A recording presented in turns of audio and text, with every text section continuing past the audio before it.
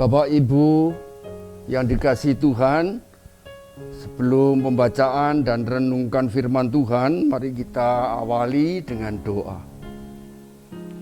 Tuhan Yesus, kami bersyukur bahwa di GKI Kutisari ada pemberitaan firman, renungan khusus untuk para Bapak Ibu yang termasuk lanjut usia. Kami mau mendengar dan menyambut berkat rohani yaitu firman Tuhan. Tolong dan pimpin hamba-Mu dalam pelayanan ini. Dalam nama Tuhan Yesus kami berdoa. Amin. Pembacaan Alkitab akan saya bacakan dari Injil Yohanes pasal 15 ayat 9 sampai dengan 12. Tuhan Yesus bersabda demikian, "Seperti Bapa telah mengasihi aku, demikianlah juga aku telah mengasihi kamu. Tinggallah di dalam kasih-Ku itu. Jikalau kamu menuruti perintah-Ku, kamu akan tinggal di dalam kasih-Ku, seperti aku menuruti perintah Bapa-Ku dan tinggal di dalam kasih-Nya. Semuanya itu Kukatakan kepadamu, supaya sukacita-Ku ada di dalam kamu, dan sukacitamu menjadi penuh.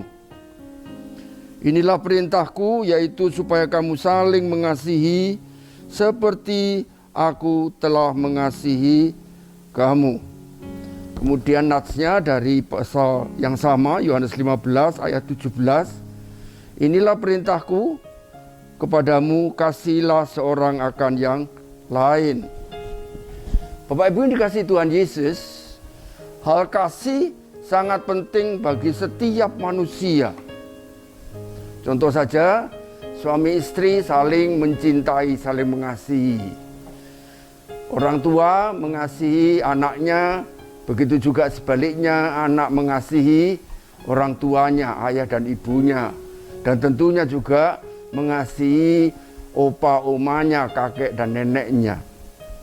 Tidak bisa orang siapapun lepas dari kebutuhan kasih itu.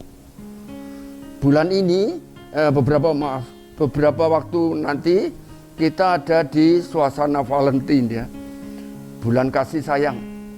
Kita mau belajar dari dan mendengar firman Tuhan, hal kasih yang di dalam Tuhan Yesus. Karena itu merupakan salah satu dasar. Beberapa pokok saya sebut dulu. Firman Tuhan berkata Allah adalah kasih. Maksudnya kasih yang sempurna, kasih yang benar, kasih yang kudus dari Allah. Sumbernya. Dan Dia juga yang memberikan itu. Kemudian bukti kasih Allah yang terbesar, ayat Yohanes 3:16 yang terkenal, karena begitu besar kasih Allah pada isi dunia ini, hingga dikaruniakan anaknya yang tunggal, yaitu Tuhan Yesus, dan seterusnya. Bukti kasih Allah. Nah kemudian Tuhan Yesus sendiri itu mengasihi kita manusia. Kasihnya dalam hal yang nyata. Kalau tiap bulan Desember Natal kita peringati Tuhan Yesus datang ke dunia, itu juga karena kasihnya Allah pada manusia, supaya manusia berdosa bisa diselamatkan dengan beriman pada Tuhan Yesus.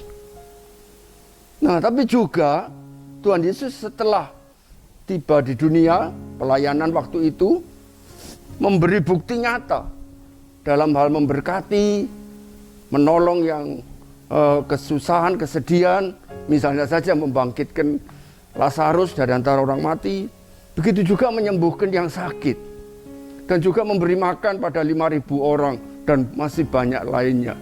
Ada bukti kasih dari Tuhan Yesus. Nah kita milik Tuhan Yesus, ada hukum kasih. Tentu kita sudah tak asing dengan Matius 22 itu, ayat 37 sampai 40. Kasihilah Tuhan Allahmu dengan segenap hatimu dan seterusnya. Lalu kasihilah sesamamu seperti pada dirimu sendiri. Itu tentu kita sudah tak asing. Lihat hukum terutama, hukum kasih. Nah kita sebagai milik Kristus, kasih yang terbesar ya dari Allah tentu, yang tersempurna. Dan di situ mencakup, tidak bisa dipungkiri, kasih Allah yang kudus. kasih Allah yang benar, kasih Allah yang mengampuni, kasih Allah yang memulihkan, kasih Allah yang menyediakan tempat di sorga, di rumah Bapa di sorga, bagi umat yang beriman pada Tuhan Yesus. Itu bukti-bukti dan dasar kasih yang sangat penting di kita, keimanan kita sebagai milik Kristus. Nah kemudian, dari bacaan Yohanes 15 ayat 9, selengkapnya 9-17 ya, saya tadi hanya baca sebagian, itu ada kasih yang terkait tinggallah di dalam kasihku. Ku di sini, ku Tuhan Yesus. Tinggal di dalam kasih Tuhan Yesus. Itu yang paling sempurna. Karena kalau pakai ukuran contoh manusia siapa gitu, terkenal di dunia, wah terkenal kasihnya, berkorban begini begitu, memang bagus. Tapi kita pakai ukuran yang tertinggi, termulia, yaitu kasihnya Tuhan Yesus. Jadi tinggal di dalam Tuhan Yesus mencakup terkait tinggal di dalam kasihnya. Itu yang ada di ayat 9. Demikian juga aku telah mengasihi kamu, tinggallah di dalam kasihku itu. Yang berikut di ayat 10, tinggal dalam kasih Tuhan itu bagaimana? Jika kamu menuruti perintahku. Kamu akan tinggal dalam kasihku, seperti aku menuruti perintah Bapakku dan tinggal dalam kasihnya. Jadi tinggal dalam kasih Tuhan Yesus, itu seperti Tuhan Yesus tinggal di dalam kasih Allah Bapa. Ada teladan langsung. Namun juga tersurat di sini, menuruti perintahku atau menuruti firman Tuhan. Maka kalau kita mempraktekkan kasih, harus berdasar firman. Karena bisa terjadi menyimpang. Beberapa contoh yang menyimpang ya. Tentu kita tidak berbuat ini, tapi sebagai contoh langsung. Karena mengasihi, tapi pasangan yang sejenis. Yang istilahnya sekarang LGBT itu. Jadi ada pria bercinta dengan sesama pria. Perempuan bercinta dengan sesama perempuan. Kasih, sungguh-sungguh, tapi salah. Karena percintaan hanya antar pria dan wanita. Itu pun kalau kita harus seiman dan sesuai firman. Misalnya jangan kasih dengan istri simpanan misalnya. Simpanan apa? Nah, dari situ salah. Meskipun kelihatannya saling mencintai. Nah, karena itu tinggal dalam kasih Tuhan, seperti kasihnya Tuhan Yesus, menuruti perintah atau menuruti firman Tuhan. Nah, di situ lalu ada apa? Ayat 11. Supaya sukacitaku, sukacita Tuhan Yesus, ada di dalam kamu. Dan tinggal dalam kamu, dan sukacitamu jadi penuh. Karena itu Bapak Ibu, saudara yang dikasihi Tuhan, penting ya memiliki kasih yang ada sukacita karena Tuhan. Lalu pada bagian berikutnya,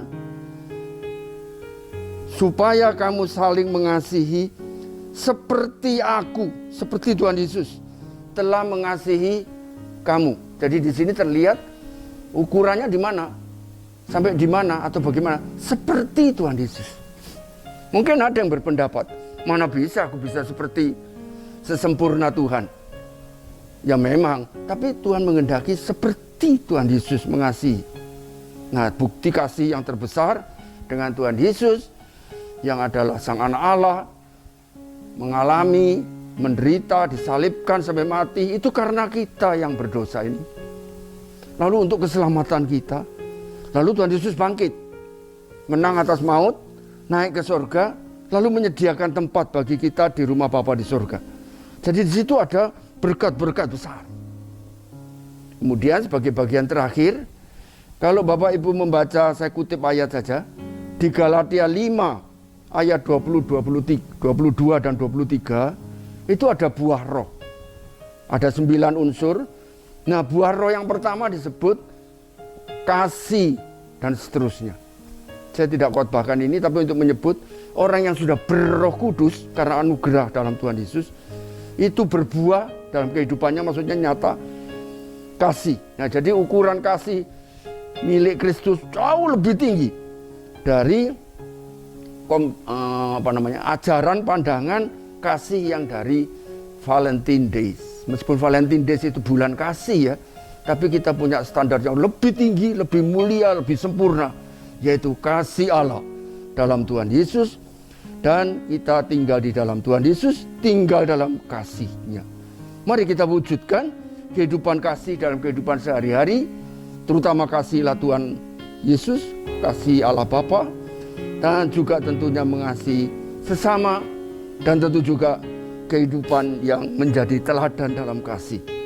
Kiranya firman Tuhan pada saat ini menjadi berkat bagi Bapak Ibu yang termasuk lanjut usia. Amin. Mari kita berdoa. Tuhan Yesus, kami bersyukur kami sudah menjadi milik Tuhan Yesus, beriman pada Tuhan Yesus. Pimpin dan tolong kami supaya kami dapat hidup dalam kasih Tuhan dan mengikuti teladan Tuhan Yesus dan mengikuti melakukan firman-firman Tuhan, khususnya yang berkaitan dengan kasih dalam Tuhan Yesus. Kami mohon berkat bagi semua Bapak Ibu lanjut usia semua. Dalam nama Tuhan Yesus kami berdoa. Amin.